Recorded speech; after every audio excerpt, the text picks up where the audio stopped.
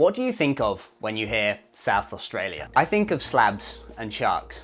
Two things I'm terrified of. And between 2023 and 2025, nowhere on Earth recorded as many fatal shark attacks as South Australia. These incidents have prompted urgent questions about shark behavior, human activity, and the effectiveness of current mitigation strategies. This week, I've been diving deep into the shark attack data from South Australia to try and understand what the heck is actually going on here.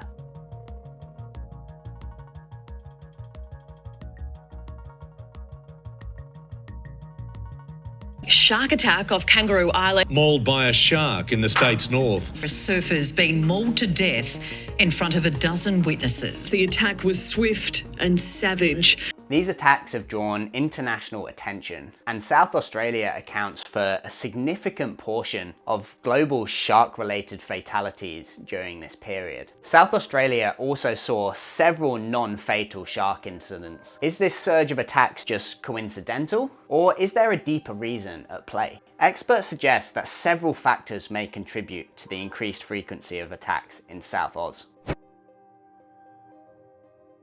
The Eyre and Yorke Peninsulas are both rich in marine life, including seals and sea lions, which are prey for great white sharks. Now, obviously, this overlap increases the likelihood of encounters between humans and sharks, particularly surfers.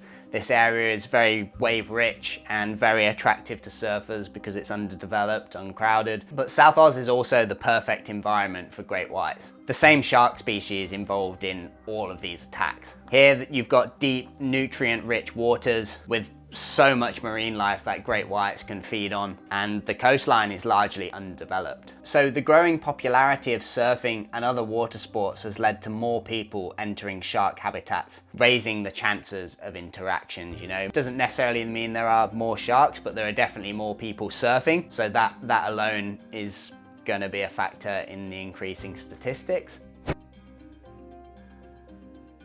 So climate change may also be influencing shark behaviour and distribution, potentially bringing them closer to shore and into more populated areas. In South Australia, sharks are increasingly venturing closer to shore due to a combination of rising ocean temperatures and ecological disruptions. Warmer waters are shifting the distribution of their prey, drawing sharks into shallower, more populated areas. At the same time, prolonged marine heat waves and harmful algal blooms are impacting shark health. That brings them nearer to surf spots. These environmental changes are driving more frequent human-shark interactions along South Australia's coastline. In response to this surge of attacks, the South Australian government, in partnership with Surf Lifesaving SA, has implemented several measures. Increased surveillance, so aerial patrols have been intensified along high-risk areas, including those in metropolitan areas. Public awareness campaigns, so efforts to educate the public about shark safety and the importance of adhering to warning systems have been ramped up. Infrastructure enhancements, so the installation of improved signage and shark warning systems, along with the distribution of trauma kits at key locations. Now, these initiatives are part of a broader strategy to reduce the likelihood of shark attacks and improve first aid response on more remote areas. Technological advancements are also playing a more major role in shark attack prevention. Acoustic tagging, so researchers are employing acoustic tags to monitor shark movements, which provides real-time data that can inform public safety measures. Devices such as electronic shark deterrents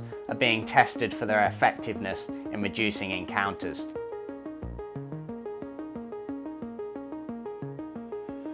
You know, I know back in the day, people used to paint eyes on the bottom of their surfboards in like West Oz and South Oz, or like black and white stripes that's supposedly meant to deter sharks. I don't know how effective that is. Obviously, doing that, there wasn't like a way to measure it properly. So yeah, I know there are more advanced deterrents now, but I guess a lot of people don't use them. So while these technologies show promise, they are not foolproof and must be used in conjunction with other safety measures. The recent spate of attacks in South Australia underscores the need for a balanced approach to coastal safety and marine conservation. While protecting human lives is obviously important, it's equally important to ensure the survival of shark populations, which play a key role in marine ecosystems. Ongoing research, community engagement, and the development of innovative technologies will be essential in achieving this balance.